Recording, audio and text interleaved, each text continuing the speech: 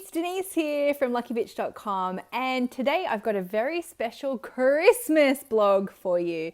Today we're talking about 5 things you can do to make sure that your money blocks aren't triggered too much over the holiday period. It's the time of the year and it can be very stressful for some people, but it doesn't have to be because we are lucky bees. So I've got some really great tips for you today.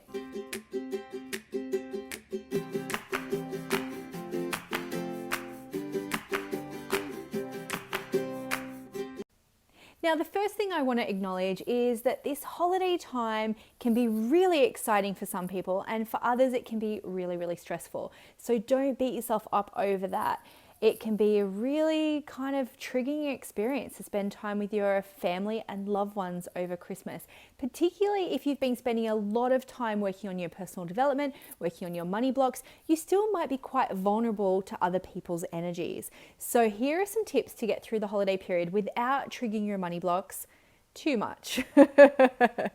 So, tip number 1, have a go-to response when your family asks you about triggering topics, maybe about things like your business. Now, you might come together with your family and you might have someone in your family who constantly kind of goes, "Oh, what are you doing with your business again? Like, are you qualified to do that?" And they really kind of make you feel crap. So here's the thing. You don't have to tell them the ins and outs of your business. You don't have to tell them how many clients you have. You don't have to tell them anything you don't want to. So just have a really simple go-to response. And it can be really like, "Hey, it's doing great. Thanks so much for asking." It can be just as simple as that. Now, my family used to ask me about my books all the time. They'd be like, "Oh, how's your book going?" Because to them, a book meant a real business, right? Even though a book was, just such a small part of my business. And I would start to go, "Well, actually, like a book is just one overall part of my marketing plan. I actually have a lot more in my business and blah, blah, blah, blah, blah." And I could just see their eyes glaze over.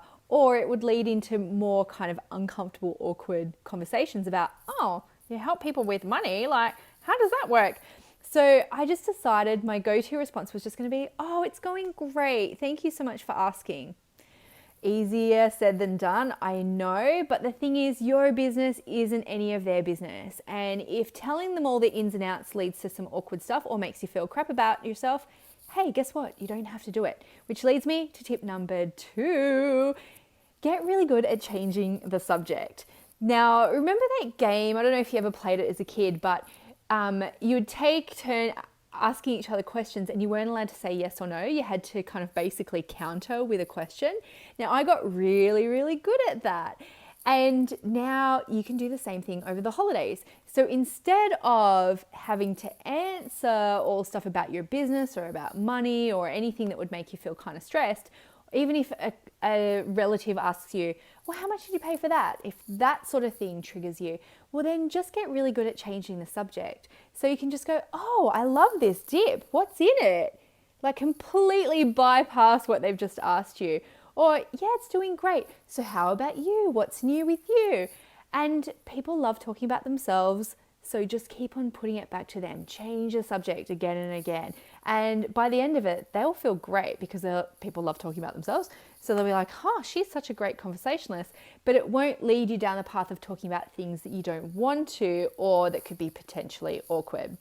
So tip number 3 is, let me think. Oh, yes, I remember. Yeah, I should totally cut that out, but I won't.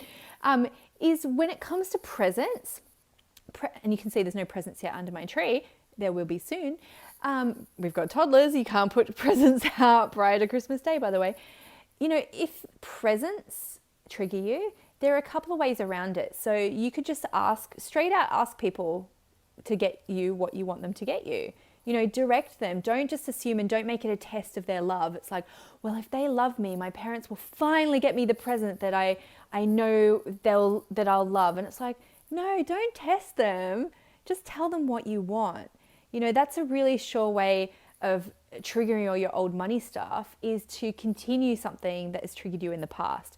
So if you know that your parents are terrible at buying presents and they've always forgotten what you like and they always forget your favorite colors, well, hey, guess what? Don't test them again as a test of like, oh my God, how much do they love me? Just tell them. Say, hey, mum and dad, just in case, you need some guidance on what to get me for Christmas this year, here's a link.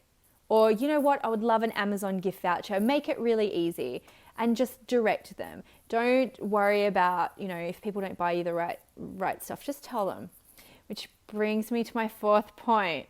If you get presents that you don't like and it does trigger old memories, hey, guess what? You don't have to keep them.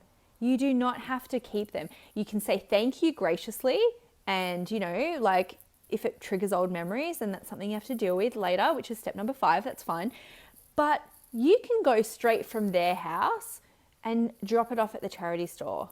Someone else is going to love that. If you get presents a bit before Christmas, and you've opened it, you don't like it, hey, guess what? Rewrap it and give it to a charity. A lot of stores at Christmas have got wishing trees that you can put gifts under for other people. Someone else will love that. Just because someone's gifted you something doesn't mean you need to make a shrine of it in your house and keep it forever. It's okay, and it's totally fine for you to declutter stuff that doesn't make you feel good and stuff that's not part of your first class life. Now, what happens if all of this doesn't work? What if your Uncle Bob's like, hey, I heard about your business. It sounds like you're ripping people off. Or you get a terrible present and you think, for fuck's sake, why won't they ever buy something that I love? Or you just feel attacked from all angles and you're feeling terrible about yourself.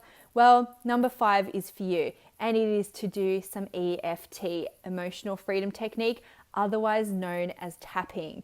Now, this has saved me many times in situations where I felt bad about myself. So you know what? If you're at your family's house and you're feeling triggered, you're feeling kind of crap, go into the bathroom and just do a little bit of tapping. Even though I have these feelings, even though my family are annoying, even though nobody loves me and buys me presents that I like, I deeply and completely love and accept myself. And then that way you can kind of feel responsible for your own feelings, and it might just be a temporary fix until you can get home, but that's okay. Just tap the F out of all of those feelings. Now, from my family to you, thank you so much for watching all of my blogs this year. This might even be your first one. You're like, who is this chick? But thank you so much for watching my blogs. It's been an absolute pleasure. I hope you get everything that you want under your tree. And hey, guess what? If you didn't get all the presents that you want, I give you permission to go out and buy them for yourself, because only really you are responsible for creating your first class life, and no one else can do it for you. So that's kind of an empowering thing. So Merry Christmas, Happy Holidays, and wish you absolutely the most amazing time ever, and a great new year as well. All right, bye.